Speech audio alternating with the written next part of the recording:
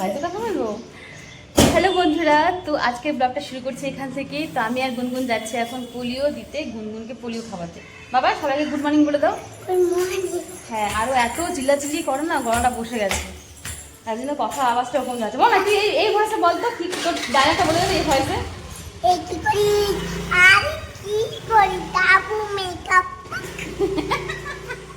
ফাটা ভাস হয়ে গেছে তোর গলা এখন।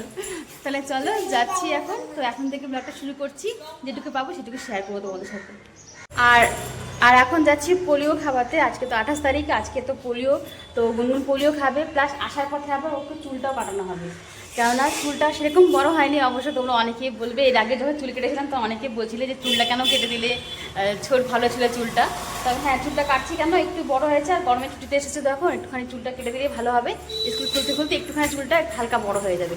আর এখন না ওর চুল ছোট থাকলেই ভালো, বেশি বড় হয়ে গেলে হয় কি, ওর মানে ঘাম পুরো এত ঘামে যে মাথা সবসময় ভেজা থাকে, ওদের চুলটারও ক্ষতি হচ্ছে। সেই জন্য চুলটা ছোটো ছোটো করে দেবো আজকে। তো পোলিও খাওয়িয়ে আসার পথে ওই কাজটাই করে আসবো।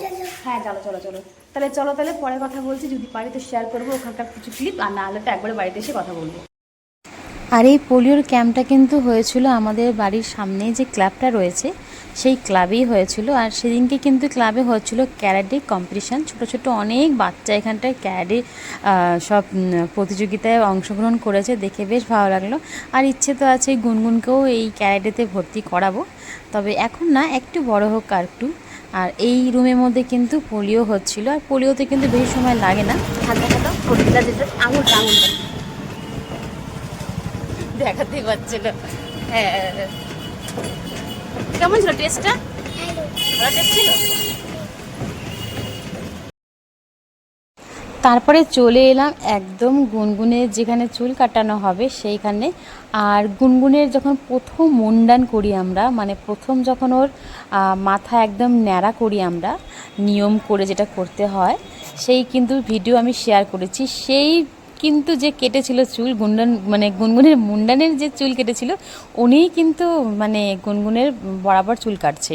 তার মাঝখানে একবার অবশ্য অন্য একজনকে দিয়ে কাটিয়েছিলাম, কিন্তু বেশিরভাগই কিন্তু এনাকে দিয়ে চুল কাটানো হয়।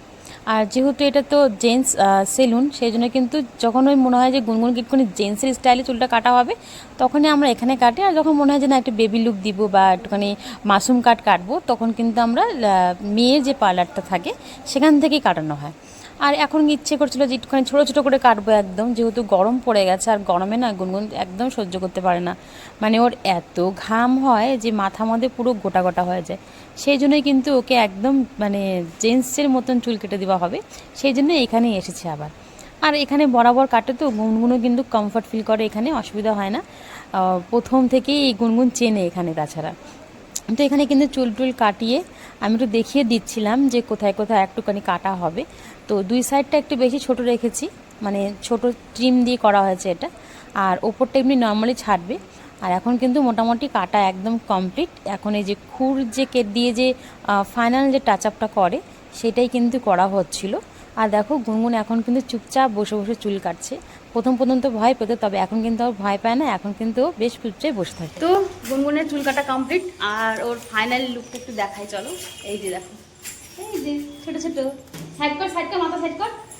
এই যে সাইডগুলো ছোটো ছোটো করে দেওয়া হয়েছে, এই সাইড দিয়ে ছোটো ছোটো করে দেওয়া হয়েছে। তো চুলটা কেটে কিন্তু মাথাটা অনেক হালকা লাগছে, বল কি ভালো লাগছে আমার।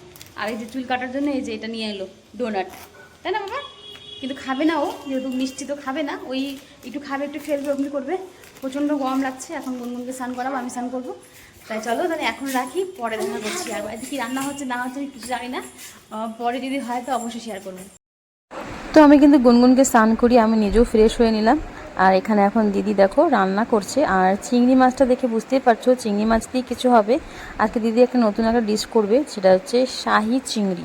সাধারণত আমরা শাহি পনির, শাহি চিকেন, শাহি ফিশ সমস্ত কিছু খেয়েছি, এমনকি শাহি ফুলকপিও খেয়েছি, তবে আজকে ফার্স্ট টাইম শাহি চিংড়ি খাওয়া হচ্ছে। শাহি প্রন। তো খেতে তো দারুণ হয়েছিল, দারুণ। এমনিতে আমি চিংড়িটা ভীষণ পছন্দ করি নর্মাল মাছের থেকে। আমি মাছ খুব একটা ভালোবাসি না, অনেকবার বলেছি জানো তোমরা মোটামুটি, তবুও আমি খাই, কেননা মাছে থাকে প্রচুর প্রোটিন, সেই জন্য কিন্তু মাছটা খাওয়া হয়, তবে মন থেকে খাই না। তবে কিছু কিছু মাছ যেমন ট্যাংরা, তারপরে কই মাছ, চিংড়ি মাছ, ইলিশ মাছ, এই কটা মাছ হচ্ছে আমার সব থেকে পছন্দের মাছ। আমি রুই মাছ বা কাতলা মাছ খুব একটা পছন্দ করি না, আর পাবদা তো একদমই না।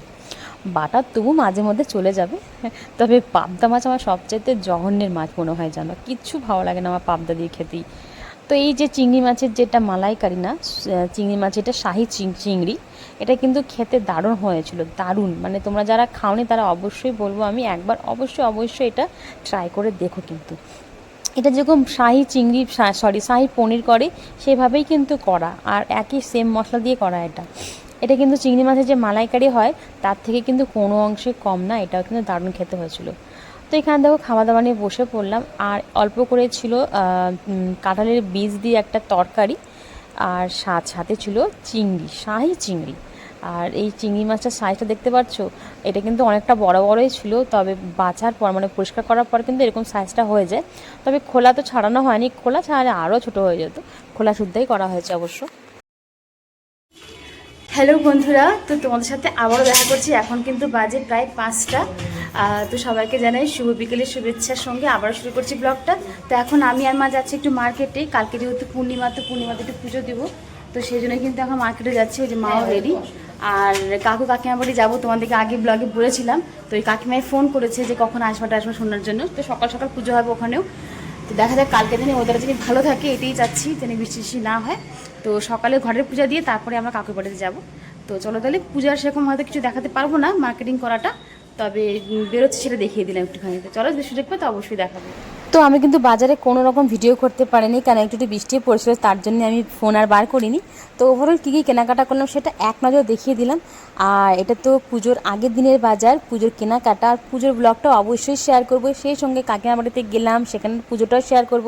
তো যাই হোক, আজকের ব্লগটা তোমাদের কেমন লাগলো অবশ্যই একটা কমেন্টের মাধ্যমে জানিও। আর সবাই ভালো থেকো, সুস্থ থেকো। যে সকল বন্ধুরা এখনও পর্যন্ত আমাকে সাবস্ক্রাইব করনি তাদেরকে বলবো প্লিজ প্লিজ সাবস্ক্রাইব করে পাশে থেকো। আর এভাবেই সবাই সবারকে পাশে থাকতে হবে, তাহলে কিন্তু আমরা অবশ্যই আমাদের লক্ষ্যে একদিন ঠিকই পৌঁছে যাব। তো সবাইকে টাটা, বাই বাই।